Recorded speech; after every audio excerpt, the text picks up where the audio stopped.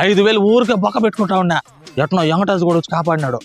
ఏమిలే, వారం రోజుల నుంచి దవడ పనులు 2 భయంకరమైన నొప్పిగానే తట్టుకోలేకపోతున్నా. అందుకనే పుంటి డాక్టర్ కాడికి పోయినా ఈరోజు. ఆయన ఏమన్నాడు, 2 పనులు పుచ్చిపోయినాయి, 2 తీసే 5,000 ఖర్చు అవుతుంది అన్నాడు. నా దగ్గర రూపాయి లేదు. అప్పుడు వెంకటేష్ కూడా గుర్తొచ్చినాడు. వెంకటేష్ ఒక 5,000 ఇరా, 2 పనులు లాగించుకుంటాను, ఉపాధి డబ్బు పడ్డం నీకు ఇచ్చేస్తా అని చెప్పిన. ఇప్పుడు 1 రూపాయి లేదు మా నా దగ్గర కూడా. 5,000 ఎందుకు బొక్క పెట్టుకుంటావో, నేను చెప్పింది చెయ్యి, నీకు 5,000 మిగిలిపోతుంది అన్నాడు. మరి ఇదేదో బాగున్నదే అని నేరుగా ఇంటికి పోయా ఓడి చెప్పినట్టే చేసిన.